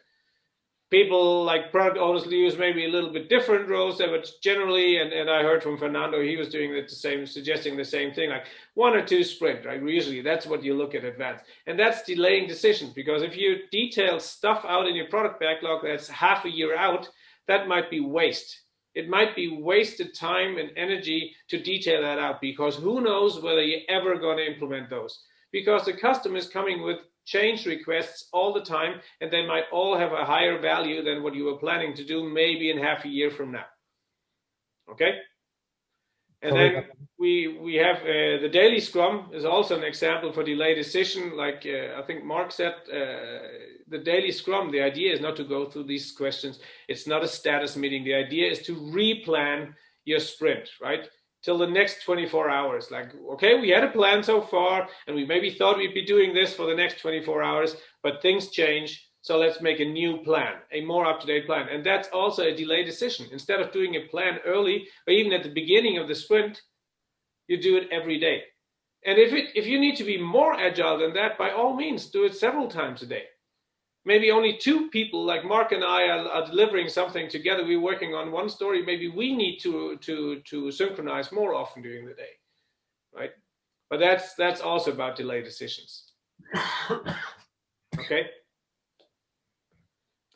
I think we can move on. 2 thumbs up. Sorry, but you still need to deal with juniors not knowing about best practices and knowledge spreading, and at the end, the best thing you can do is always collaborate.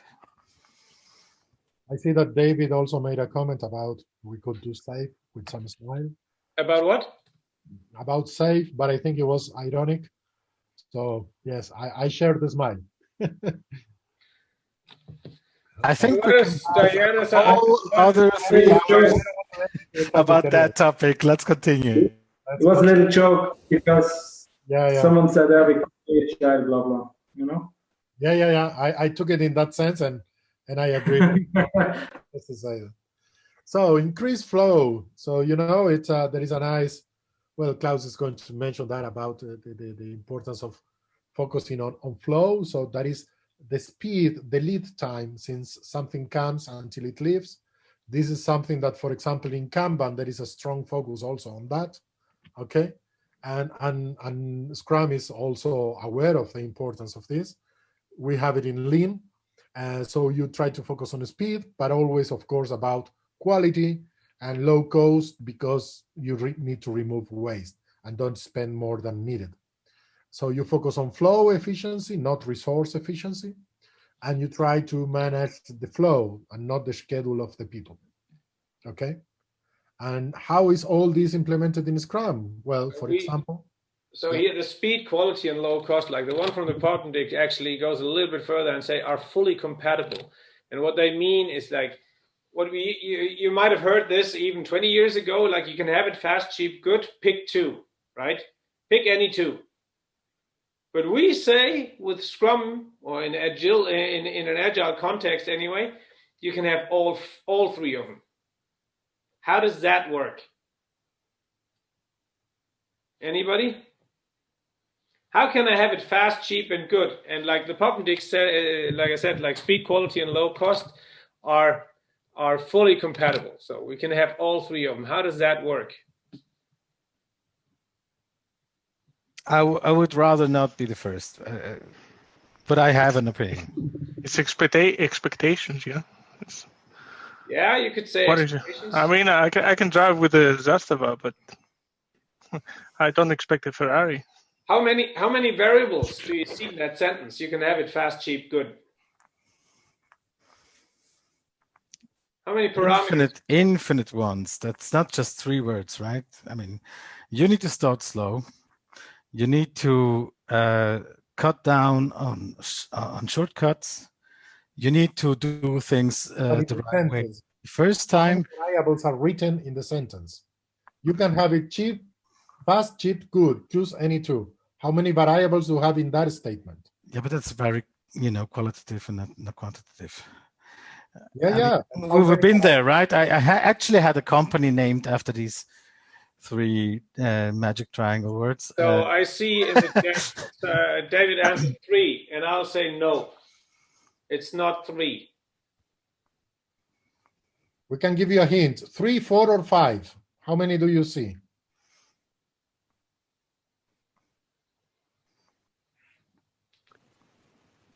It's 4. Okay, I'll give you that. And this is the 4th variable. The 4th, I should rather say parameter, right? Because once we fix 3 of them, then the last one is not a variable anymore. So there's 4 potential parameters. And in traditional project management, the first thing, I've spoken to lots of project managers, and when I ask them, what's the first thing you do if you get a new project? They say fix scope. It's like a reflex. That's the first thing you do. First you fix, like, what does the customer want, and you fix the scope. And then you try to deal with it as if it was a complicated problem, and you try to figure out what the other 3 variables or parameters should be. And then you're locked in completely with the 4. But since it's not a complicated problem, like delivering software, for instance, like where you build something new, that's not a complicated problem, that's a complex problem. Technology evolves, you don't know how customers react to your features, etc., right? So it's a complex problem. And then one of those parameters will have to give. But what we do in an agile fashion, like in Scrum, is we fix the 3 others, fast, cheap, good, but we will not tell the customer exactly what he's getting. A sprint goal is not a scope fix. It's like we want to achieve this, like a why. We're answering a why. So that's the big difference. That would be perfect, but I've never seen a company that is silo-based reaching so far that they can tell the people why they should work and reach a flow. The flow is something intrinsic that you want to work, and that is why you're efficient and also effective. And this is not given by extrinsic means at all. I can give an example. If you have to build, let's say you promised a conference that you would show something what you found out on a UI, and they tell you, yeah, we will get back to you if we find this topic interesting. So you don't work on it unless they give you, you know, unless they say they accept you for the conference. And then they tell you very late that you have to go for the conference, and then you only have 2 weeks and you haven't built the application yet. What is what you do? You go there and have a team of people that don't break you down because they are just, you know, hindering you.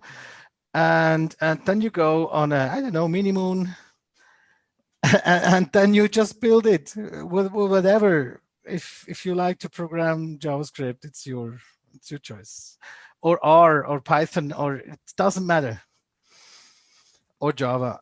And then you just do it in an 80-20 kind of way, and everybody's just psyched to be good at it and to prove something. Everybody understands the business purpose.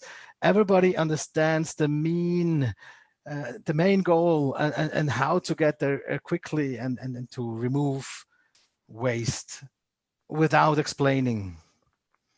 You know, and then you explain it to the conference and everybody claps. This is what flow means. And this is what Scrum cannot give you if everybody sticks to just written down rules. I'm not that sure. Me neither. You cannot just trust something to be in the next sprint when you only have one sprint to produce the frigging thing, right? Obviously, if I have 2 weeks, I probably wouldn't do 2-week sprints. I probably would be doing 1 or 2 day sprints. Yeah. Thank you. That's what we did. We actually went on boats, so and have the product owner pay for the meals and the beers. And also, I mean, I think that if this is a case of a real situation that you're describing, and the place is telling me, okay, we are going to tell you later, I say, okay, I mean, it's like for almost anything in life, you can tell me whenever you want, but since the moment you tell me, I need so much time in order to produce something really meaningful. So don't come and tell me, okay, tomorrow or in 5 minutes, you have to be ready. No, what I'm trying to tell you is that if you tell the values of what Scrum has tried to tell you, that's enough. Don't tell them how to interpret these. So, is it WagnerCompanies.com? Good, fast, cheap, canned 3? Was that the company, Danilo? No. That was. I was working on a project that they were mathematicians programming R.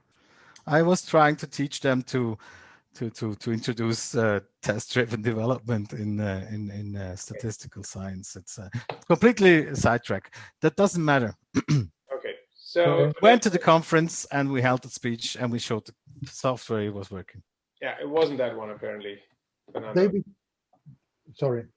David shared this link here that I wanted just to show, and to I think it makes the point of how was the old view on that, like fast, good, and cheap equals impossible in the old mindset, because the main point in this kind of approaches is that the scope is, first of all, fully detailed and fixed.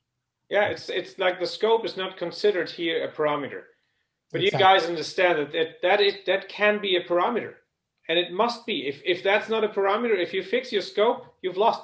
There's no way. I mean, you can have product owners, you have Scrum Masters, you can do all, if you think by the book, Scrum, you can do retrospectives, you can do reviews, they can be perfect, you are working closely with your stakeholders. It all doesn't matter. If you fix scope, you're not going to be agile.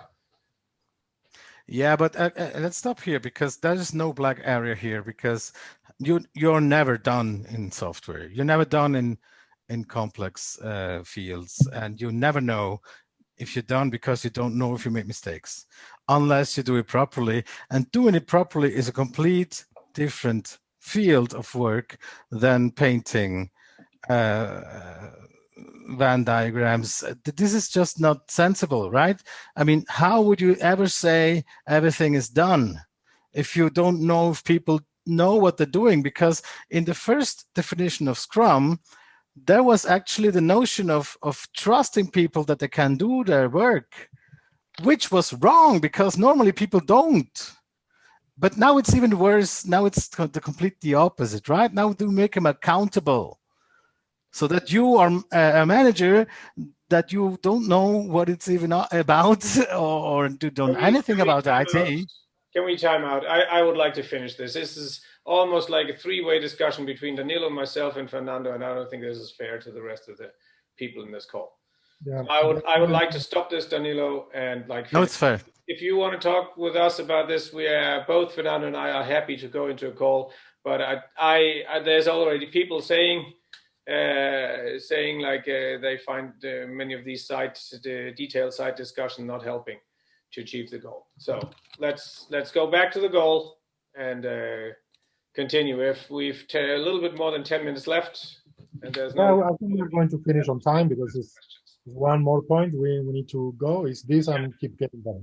So the flow, I think there's a lot of focus on flow, and I think we disagree apparently on what flow is. Flow is the state where you like forget time. Like as an individual, you will notice when you have flow is like when you forget about time.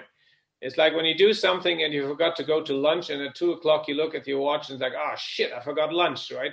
Or you forgot an appointment, you forgot to go to bed because you were doing your tax returns and you had all the data, you weren't interrupted in your flow, you had all the papers, everything was ready, and then you started doing tax returns, and at 3 o'clock at night you notice like, shit, I'm done. And I'm happy about it, but like it's far later than I thought. That's the state of flow, right? And you want to have that because in the state of flow, you are super focused. That's why you forget about time. And you're super productive and efficient. Not necessarily productive, but efficient at least. If you're doing the right things, then you're also productive. Okay? Yep. And we like that in a team, obviously. So that's the main goal of the Scrum Master, is to help the team create flow. When teams talk about impediments, I sometimes hear them talk about like bugs and stuff like that. I say, that's not an impediment if it makes the team slow, right? Generally slow, because they have to ask for permission before they can release something, or they have to ask for a decision from somebody else outside the team. That's also why the self-managing team will make the team have more flow than if they're just self-organizing, okay? And that's also why we talk about cross-functional teams, and that's been in there since the first day of the Scrum Guide in 2010, cross-functional teams. T-shapedness is not mentioned in here, but that's also something you often hear in context of Scrum, that we'd like to have people with T-shaped skills, and that's also an element of creating flow, okay? I will never contradict you on what you just said. Okay. That we can agree.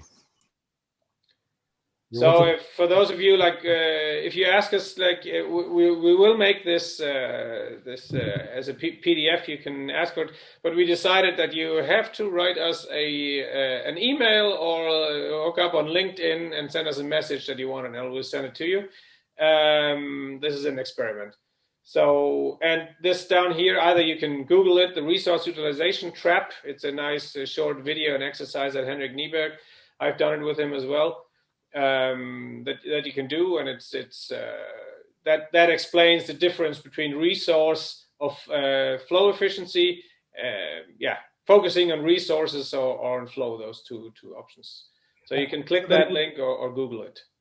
And it's a very good point, the one you were mentioning, Klaus, because this, when we talk about flow, these are these two concepts, right?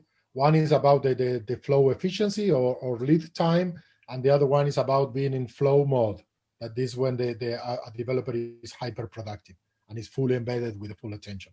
These are two different meanings for the same word, but both of them are promoted and enforced by these approaches. Okay. Yeah. This video from Henrik, I saw it today for the first time, and it's really delightful. It's like 5 minutes, you see it, and it goes straight to the point. Yeah. So keep getting better is the last point on Lean, and you see there the connection to the Scrum Guide.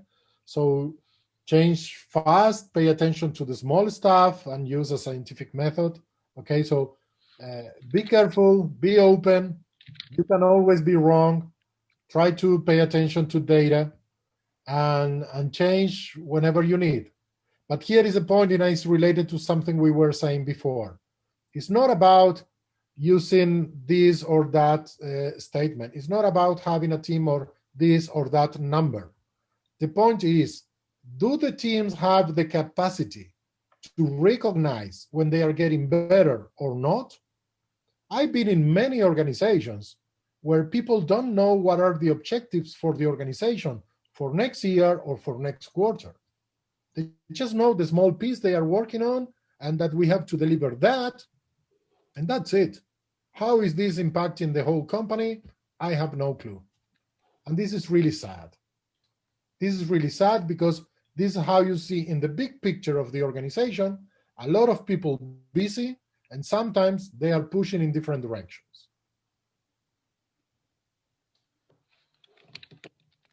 Yeah, the Scrum, clearly this is the retrospective. I mean, there's other, again, you ask in the daily, you might still ask, like, is there anything making you slow, and can we improve that? And the Scrum Master, the whole role is about keep getting better, like improving flow, improving efficiency, being accountable for the efficiency of the team.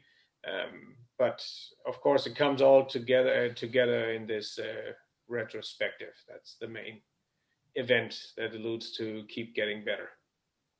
Should we show we are almost done with the slides. Should we show the video from Chef, Klaus? I think we should ask people to ask questions.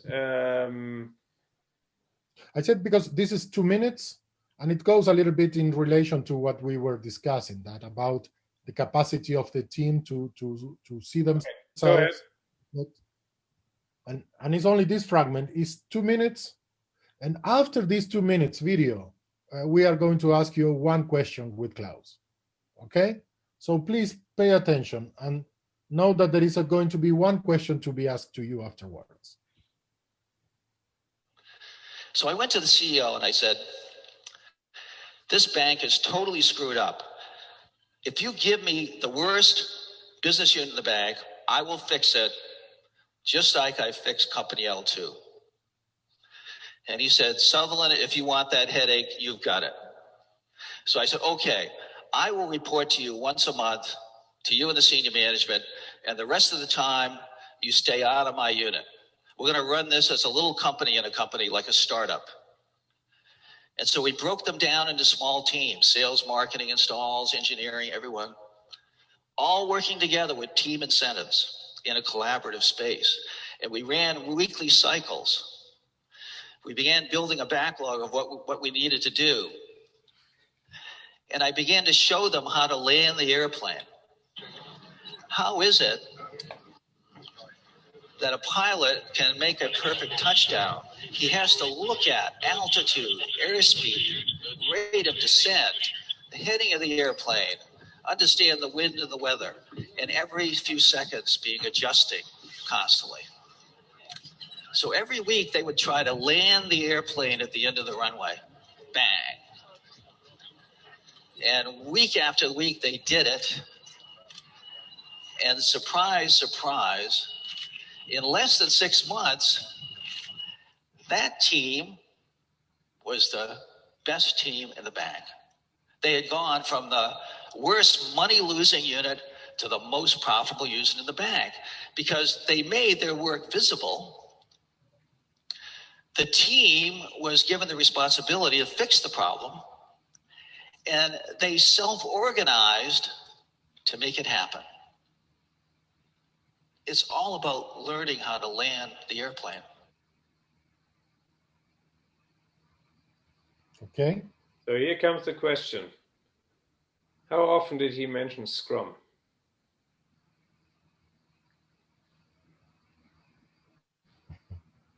No. 0, exactly. Okay. So he talks about inspect and adapt, right? You can't program a computer without sensors. You can never program a computer to land a plane. without sensors. It needs sensors. It needs to have transparency into like, where's the runway? How high am I?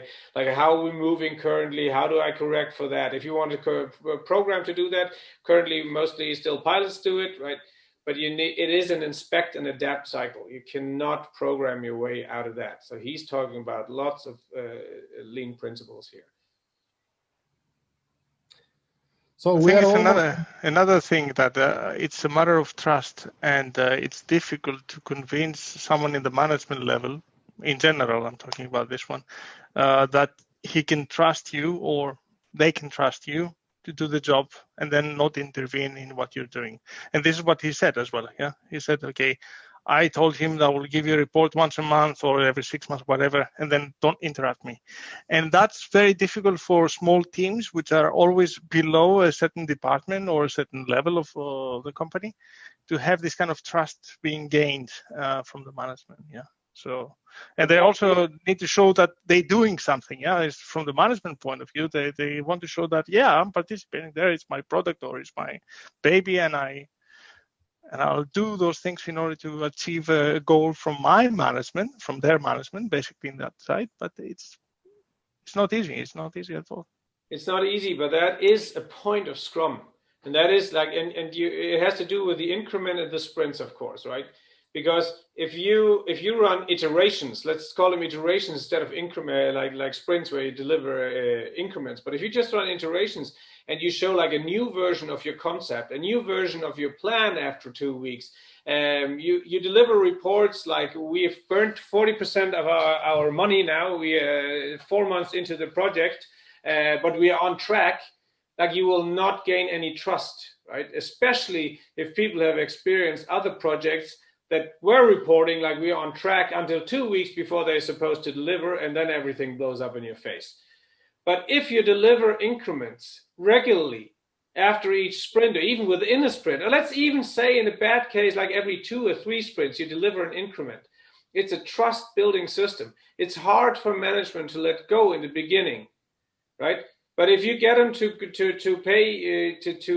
give you the trust that you can do 1 sprint and then 2 sprints, and you deliver an increment, and there's something you can deliver to users, and they get feedback from users saying like, wow, we can already do the new report and it's much faster than the old one, or we can already merge addresses automatically where we before had to do it manually, right? Then you're in a better state, and you will gain trust. That's the idea anyway. And I think that's also what Jeff is talking about here, right? Every month he's going to report, and he wasn't reporting we are on track. Like, watermelon reporting, that's what we call it. It's green on the outside, but if you cut through it, there's a very thin layer of green, then a somewhat yellow layer, and everything inside is red. So that's not the reporting he was talking about, but he was delivering results after each month. I think we've been through many questions during the whole presentation, but if anyone has another one, we are happy to. Otherwise, we are going to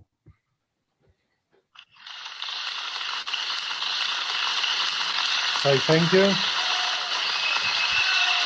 Thank you all for being here. Thank you. Also for the questions. Okay, bye everyone. Thanks, guys. Theodore, did it make sense, the last thing I said with the trust building? Yeah, definitely. As I said, it's a matter of showing them every time. I mean, I try to do that with every project that I follow. So it's for me, it's a winning factor. Yeah, cool. Thanks, guys. Enjoyed that. Bye. Goodbye. Thanks for the organization. Take care. Connect with us on LinkedIn. Bye, everybody. Bye.